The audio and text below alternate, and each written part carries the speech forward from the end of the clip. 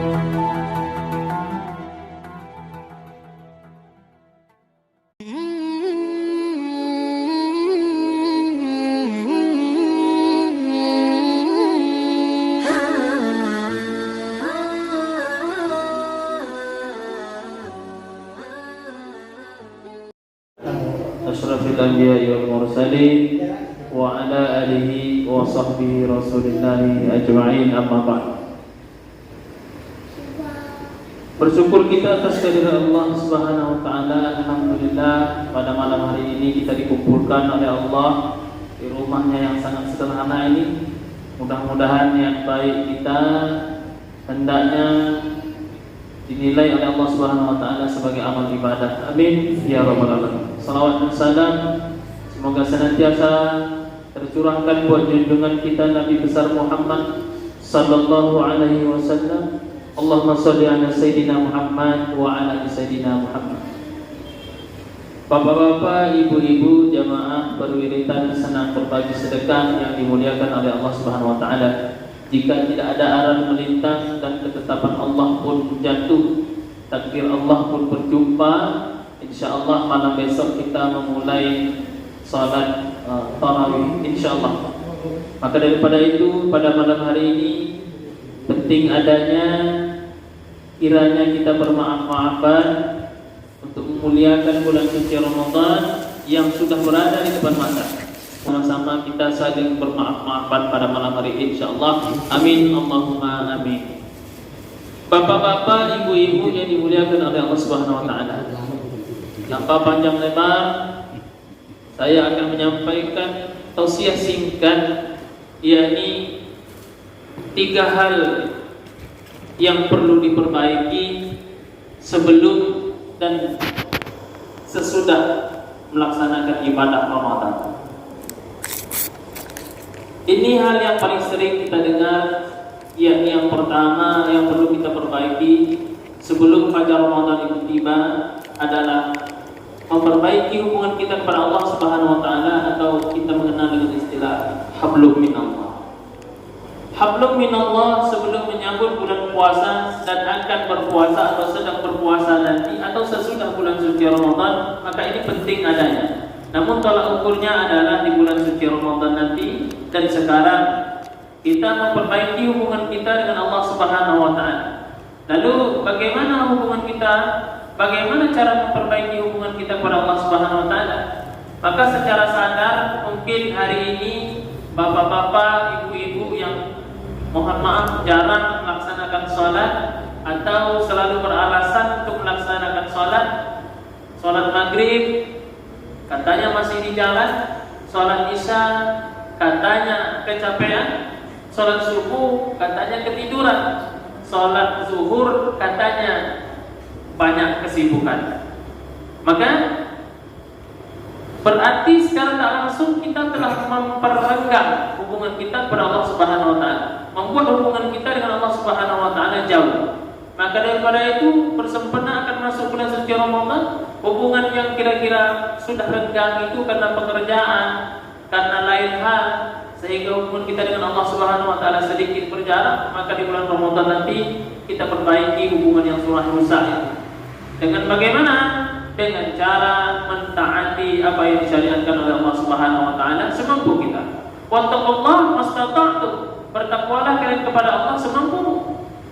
Maka Bapak dan Ibu yang dimuliakan Allah Subhanahu wa taala, ketika kita melalaikan salat, ada orang yang tidak salat, ada orang yang melalaikan salat. Nah, ini beda. Orang yang tak salat maka dia berdosa. Orang yang melalaikan salat dia berdosa juga, tapi dosanya hanya sebatas karena melalaikan. Orang yang melalaikan salat itu sebesar apa dosanya? Neraka wail. Fawailul lil musallin, celaka bagi orang-orang yang salat. Alladzina hum an salatihim sahun. Jadi orang yang suka melalaikan, menunda-nunda. Baca lagi. Ketika masuk salat, pam kata istri kita, atau salat kata suami kita. Apa kita jawab? Kejap lagi. Masih azan. Maka ini termasuk orang yang melalaikan. Ketika dah selesai azan, disuruh ke masjid atau disuruh melaksanakan sholat, apa kata dia? Baru azan, belum qomat. Maka beralasan semacam inilah ternyata tempatnya neraka wail. bukan neraka main-main, neraka wail. Orang yang melalaikan sholatnya tempatnya di neraka wail, apalagi orang yang tidak sholat. Maka hubungan kita kepada Allah Subhanahu wa taala kita perbaiki, satu dalam hal sholat. Kemudian selalu kita berburuk sangka kepada Allah Subhanahu wa taala. Si fulan kerja sedikit tapi gajinya banyak, rumahnya besar, mobilnya besar, hartanya banyak. Sementara saya kerja suami istri, anak, menantu semuanya bekerja, tapi harta tak cukup-cukup. Tak cukup-cukup juga. Bersedekah malah jarang, infak malas, menolong tak pernah. Artinya jarang keluar duitnya, tapi selalu tak cukup duit. Maka kita berburuk sangka kepada Allah Subhanahu wa taala. Kenapa bisa begini ya Allah? Maka berburuk sangka ini kepada Allah, oh ya hukumnya berdosa. Artinya kita memperburuk hubungan kita dengan Allah Subhanahu wa taala. Sesungguhnya Allah itu dekat kalau kita dekat. Allah itu jauh kalau kita jauh. Maka intinya ketika kita mendekatkan diri kepada Allah, Allah semakin dekat dengan kita. Tapi kalau kita lupa jauh dari Allah, maka Allah pun akan lupa dengan kita. Maka daripada itu di momentum malam hari ini, sedikit banyak mari sama-sama kita perbaiki kualitas ibadah kita kepada Allah Subhanahu wa taala. Mohon maaf, saya dulu pernah sempat berkeliling sholat. Sampai suatu ketika saya sholat zuhur, di samping saya ada anak SMK, rambut acak-acak, ya, baju, ya, seanak sekolah SMK. Sholat zuhur selesai berjamaah, lalu dia sholat sunat. Saya sholat sunat, dia sholat sunat. Saya sholat sunat, ya 2 menit selesai. Tapi anak ini begitu lama bacanya sehingga sholat sunat 2 rakaat setelah zuhur itu memakan waktu hampir 5 menit. Dan hati saya tersentuh. Saya ini kata orang seorang ustaz, tapi sholatnya begitu. Sholat sunatnya seperti itu, sementara dia yang anak SMK yang menurut dalam bayangan kita, tapi sholatnya begitu lama. Subhanallah. Mulai dari itu saya sampai ke rumah sadar atau merenung, apakah seperti ini kualitas ibadah kita kepada Allah? Apakah tidak mau kita meningkatkan kualitas ibadah kita kepada Allah Subhanahu wa taala? Yang selama ini pergi ke masjid, kata Allah, "Khudhu zinatakum inda kulli masjid." Kalau kamu ke masjid, kata Allah, pakai pakaian yang cantik. Allah ingin kita pakai pakaian yang cantik ke masjid, yang bersih, tak mesti mahal. Khudhu zinatakum, ambil perhiasan yang paling baikmu, pakaian terbaikmu kalau kamu inda kulli masjid, ketika datang ke masjid. Lalu kita sadar, Allah ingin kita ke masjid dengan tampilan yang luar biasa, tapi kita datang ke masjid, mohon maaf, dengan kaos oblong saja, dengan celana yang kumal, dengan peci yang sudah, ya, ibu-ibu mohon maaf kadang-kadang kebenarnya 2 tahun tak ganti, tahun tahi alat banyak. Apakah tak sah sholat? Ya sah. Tapi kita tidak memenuhi keinginan Allah. Allah menginginkan kalau kita ke masjid pakai yang terbaik. Tapi kita pergi ke kondangan, pergi ke tempat sifulan, tempat ini, kita pakai baju yang cantik sementara ke masjid. Berarti ada sesuatu yang salah dengan hubungan kita kepada Allah Subhanahu wa taala. Maka bersempena akan memasuki bulan suci Ramadan dan akan menjalankan Ramadan, mari kita perbaiki hubungan kita kepada Allah Subhanahu wa taala. Yang selama ini selalu berbuat dosa, selalu berbuat maksiat, mohon ampun kepada Allah Subhanahu wa taala. Fa innaka antal ghaffar. Sesungguhnya Allah itu Maha Pengampun, sebanyak apapun dosa kita, maka Allah akan ampun. Maka jangan pernah putus asa dari rahmat Allah, jangan pernah tak yakin dengan rahmat Allah, jangan pernah tak yakin dengan ampunan Allah. Ramadan syahrul Quran, Ramadan syahrul maghfirah. Ramadan itu bulan Al-Quran, Ramadan juga bulan ampunan. Maka minta ampun, sebanyak apapun dosa kita akan diampuni oleh Allah Subhanahu wa taala. Meski sebanyak pasir di pantai dosa kita, maka rahmat Allah, ampunan Allah lebih besar daripada itu. Jangan pernah bosan minta maaf, minta ampun kepada Allah Subhanahu wa taala. Seorang pendeta dulu Rasulullah SAW melalui hadisnya dia bercerita kepada sahabatnya, ada seorang pendeta yang sudah bukan seorang pendeta tapi seorang pembunuh. Seorang pembunuh yang sudah membunuh 99 orang. Lalu dia datang menemui seorang rahib atau pendeta. Dia sebut, "Wahai rahib, saya ini telah bunuh 99 orang. Apakah Allah akan ampuni dosa saya?" Ini 99 orang ini. Rasanya tak mungkin. Apa kata si rahib tadi? Lah, kamu dah bunuh 99 orang, kamu berharap ampunan dari Tuhanmu. Tak ada ampunan bagi. 99 orang itu bukan yang jumlah sedikit, so habisi nyawanya. Lalu naik tensi pembunuh ini tadi, digenapkannya lah pembunuhannya dengan membunuh sang rahib atau pendeta. Mati sang rahib tadi, dibunuhnya pas 100 orang. Jadi si pembunuh tadi menemuilah seorang ustaz lah katakan, orang pandai agama, seorang kiai. Dia berjumpa. Lalu dia bertanya, "Wahai Pak Ustaz, wahai Pak Kiai, wahai pemuka agama, saya ini sudah membunuh 99 orang dan 100 orang dengan seorang rahib saya bunuh. Karena dia bilang tak ada ampunan untuk saya. Apa kata sang Ustaz, sang Kiai, pemuka agama tadi? Masya Allah, dosa kamu, walaupun kamu sudah membunuh 100 orang, atau dosamu sebanyak pasir di pantai, maka rahmat Allah, ampunan Allah lebih luas daripada itu. Tapi syaratnya kamu satu, hanya satu syaratnya. Apa syaratnya? Taubatan nasuha. Taubatan nasuha. Lalu dia bertanya, macam mana cara saya bertaubatan nasuha ini? Caranya adalah kamu tinggalkan tempat ini, jangan ulangi perbuatanmu, lalu tinggalkan tempat ini, karena lingkungan ini memang lingkungan yang tak baik. Lalu dia dengan tekad senang hatinya karena mendengar taubatnya dosanya diampuni oleh Allah. Dosanya ada kesempatan diampuni oleh Allah Subhanahu wa taala. Lalu tanpa pikir panjang, dia pergi hijrah sesuai dengan perkataan sang ustaz. Hijrah kamu ke tempat yang sana, yang lebih aman, yang menjamin kamu insya Allah tidak akan membunuh lagi, dan kamu akan menjadi orang baik di sana, orang yang penuh dengan taubat dan penyesalan. Tapi bapak-bapak, ibu-ibu dimuliakan Allah Subhanahu wa taala, di tengah perjalanan si pembunuh yang sudah bertaubat itu di tengah perjalanan meninggal dunia. Bahkan tak sempat dia melaksanakan salat, tak sempat dia meminta maaf, tak sempat dia memohon ampun kepada orang lain. Tapi dia sudah ada niat untuk bertaubat dan mohon ampun kepada Allah. Hijrah. Lalu sahabat bertanya, "Ya Rasulullah, jadi orang ini dihukumi seperti apa?" Dan ternyata dihitunglah jauh perjalanannya dari tempat dia tinggal menuju tempat dia meninggal. Diukur jauh mana perjalanan hijrahnya dari tempat itu, atau dari tempat dia tinggal, hijrah dia diukur. Kalau sudah lebih 50% maka ampun dia berdosa. Dan ternyata diukur jaraknya itu sudah dia tempuh lebih dari 50%. Iktikat baik dia ingin bertobat kepada Allah Subhanahu wa taala itu sudah sampai. Akhirnya dia dihukumi sebagai orang yang diterima taubat.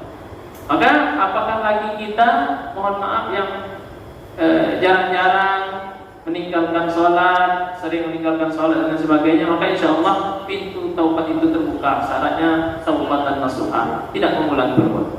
Kita perbaiki hubungan kita kepada Allah Subhanahu wa taala, sholat kita dan ibadah-ibadah yang lain kita. Yang kedua yang mesti kita perbaiki adalah hablum minan nas.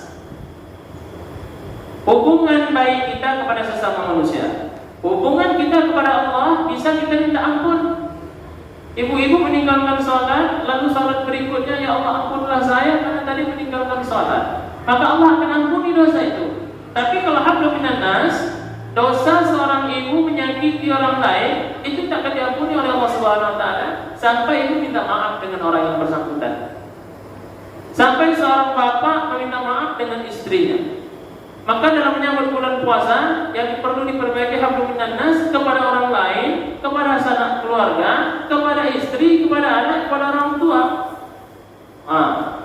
Dosa seorang suami terhadap istri kalau tak diminta, maka dosanya tak akan terampuni.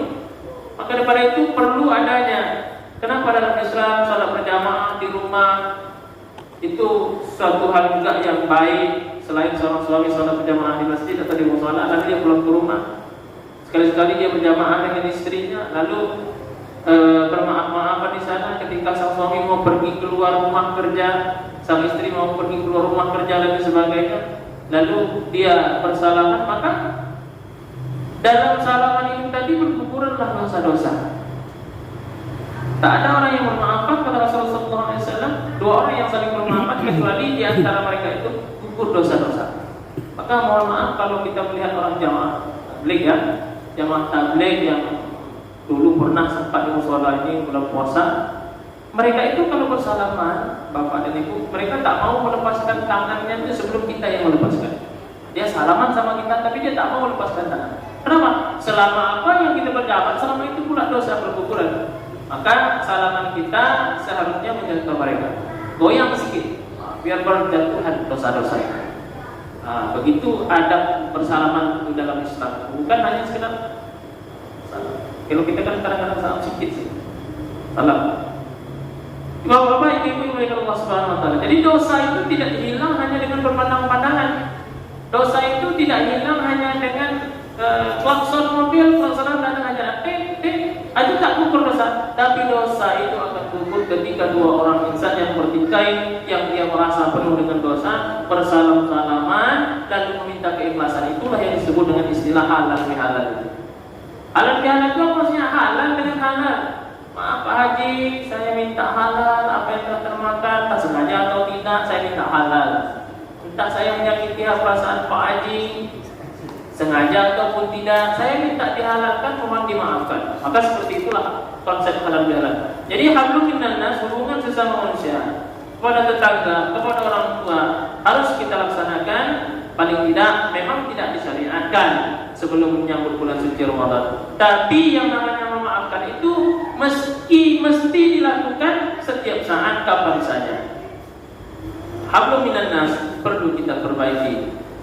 Yang terakhir yang perlu kita perbaiki juga berkaitan adab kita, hablum minal alam, yakni hubungan kita kepada alam. Ini kadang-kadang banyak salah di antara masyarakat kita yang memperlakukan alam ini tidak selayak, tidak semestinya. Ini gatal, tangan ini kadang-kadang gatal. Jadi ketika kita memegang parang, ya sesuatu yang tak seharusnya kita tebang. Maka itu kalau ahli-ahli sufi itu mereka minta maaf itu. Kita kadang-kadang tengah berjalan ya, ada pohon kita patahkan, padahal tidak ada apa namanya, tidak ada niat atau tidak ada keinginan, tidak ada manfaat, sambil lewat saja kita patahkan. Apakah itu berdosa? Tak ada adab kita dengan alam. Maka dalam Islam hubungan kita dengan alam itu diatur, hubungan kita kepada hewan itu diatur. Tak boleh kita mengasah pisau nanti hari raya, mengasah pisau depan hewan, tak boleh, dosa hukumnya. Mau nyembelih kerbau, mau nyembelih ayam, kita asah pisau depan mata kambing, mata ayam, itu tak boleh. Begitulah Islam memuliakan alam. Jadi kita seharusnya memuliakan, mengikut cara Islam. Membunuh nyamuk, apakah boleh membunuh nyamuk? Boleh, karena dia termasuk khaba'is. Hewan-hewan yang diperbolehkan membunuh tanpa dengan sebab.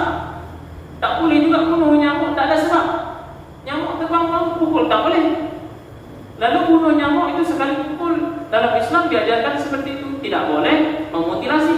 Membunuh nyamuk tidak berdosa, tapi memutilasi nyamuk berdosa. Walaupun nyamuk itu boleh dibunuh. Kadang-kadang bapak-bapak kan tapak nyamuk satu, cabut kakinya satu. Ya bang Abu, cabut kaki, cabut muncung. Oh Ustaz pernah juga. Akhirnya saya bertobat, bunuh dah. Rupanya tidak boleh. Hewan yang boleh dibunuh pun dalam Islam tidak boleh dimutilasi, menyiksa. Dapat cicak, pak, cicak mati, cabut kakinya satu-satu. Ada mati. Itu dalam membunuh hewan itu pun ada sekali pukul. Kalau cicak itu kepada dimuliakan Allah Subhanahu wa taala dalam hadis sahih, siapa yang memukul cicak mati dalam pukulan pertama 100 pahala. 100 pahala. Siapa yang membunuh cicak, kata Nabi, dan cicak itu mati pada pukulan yang kedua, maka pahala setengah daripada itu, kata Nabi. Siapa yang membunuh cicak dan cicak itu mati pada pukulan yang ketiga, maka pahalanya setengah dari pahala yang kedua. Itu sampai bawah itu. Itu bunuh cicak. Tapi sekali lagi Nabi tekankan tidak boleh memutilasi cicak. Pukul, cabut mata, cabut kaki, tidak boleh. Maka saya Pak, mohon maaf kalau dapat cicak saya bunuh. Tak apa-apa lah. Tapi kadang-kadang cicaknya kebal juga. Jadi yang mati tak dalam satu pukul. Saya berharap 100 nih pahala. Tidak mati dia. Kadang di pukulan 10 baru nanti cicak. Tinggal berapa lah pahala. Saya juga dulu bertobat kepada Allah SWT. Dulu saya waktu pesantren membunuh cicak itu kami menjadi amalan setiap malam Jumat. Padahal sebetulnya malam apa saja itu tak berpahala. Kami setrum cicak. Ternyata setrum itu juga berlaku zalim pada cicak. Kata Nabi pukulan, bukan setruman. Jadi hablum minallah, hablum minan nas, hablum minal alam perlu kita perbaiki. Jadi bulan Ramadan nanti kita perbaiki ketiga-tiganya itu, terutama hablum minallah, hablum minan nas, dan hablum minal alam perlu kita perbaiki. Yang biasa berjalan, mohon maaf, mendengki kepada mana bapak wafat biasanya pergi ke hutan, lalu bang semut tutup dengan air, masya Allah. Sebetulnya itu berdosa.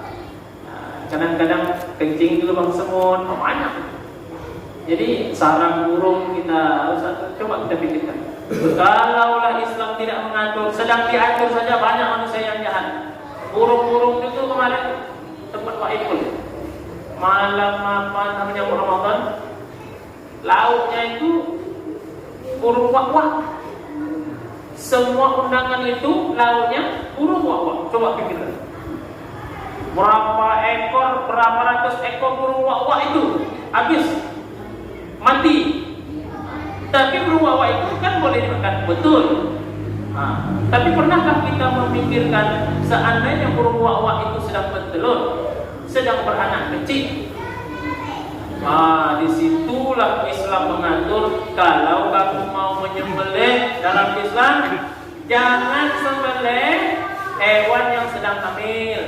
Kita tahu nih, sapi sedang hamil kita sembelih, tak boleh, dosa hukumnya. Jadi kalau yang dah diternak lain cerita. Tapi kalau hewan liar, pernahkah kita memikirkan tuh nembak burung, memikat burung, anaknya menunggu dia makan apa namanya? Menunggu emaknya bawa makanan, ternyata kita bunuh dan sebagainya. Maka kadang-kadang itu juga penembak usaha kita ya, kesian, konggal itu. Kadang-kadang kesian tengok anaknya, tembak anaknya sekali. Sebenarnya kita tidak ada keinginan untuk itu, tapi kesian itu. Maka kita diberikan Allah akal yang kira-kira lah kita berpikir tentang alam ini bagaimana, ya, sesuatu yang telah diperbolehkan oleh Allah untuk kita makan, maka kita makan. Sesuatu yang tak ada hak kita, tak ada keinginan, tidak ada niat kita untuk membunuhnya, maka jangan dibunuh. Menyambut bulan suci Ramadan ini, kita perbaiki hubungan kita kepada Allah, kita perbaiki lagi hubungan kita kepada sesama manusia, ya, yang kemarin sempat kita singgung juga. Kalau manggil orang, jangan gunakan panggilan yang tidak disukainya. Itu termasuk hablum minan nas, hubungan baik dengan sesama manusia. Kadang dia tak suka dipanggil dengan panggilan itu, tapi justru kita panggil itu dengan kuat-kuat, oi, dengan panggilan. Dia tak suka dengan panggilan itu. Jadi secara tak langsung hubungan kita sama manusia itu rusak karena mengikutkan hawa nafsu dan selera. Panggil dia dengan panggilan yang paling disukainya. Kalau rumah tangga begitu juga, seorang suami panggil istri itu dengan panggilan yang disukainya. Tapi saya harap maklum, orang Melayu itu jarang memanggil istrinya dengan panggilan mesra. Biasa panggil namun. Karena mertua saya begitu juga, panggil istri tak ada saya panggil gitu ya. Tapi anak-anak muda sekarang ini saya tengok ya, Pak Haji itu masih muda, masih bisa merubah Pak Haji ya, terus masih bisa memanggil panggilan mesra. Tapi kalau Pak Haji Teguh nampaknya panggil mesra ada. Mana di loyo pula anak yang mendengarkan. Tapi tidak masalah, karena Nabi Muhammad dengan istrinya, hablum minas, sama istrinya itu dia baik, panggilannya mesra.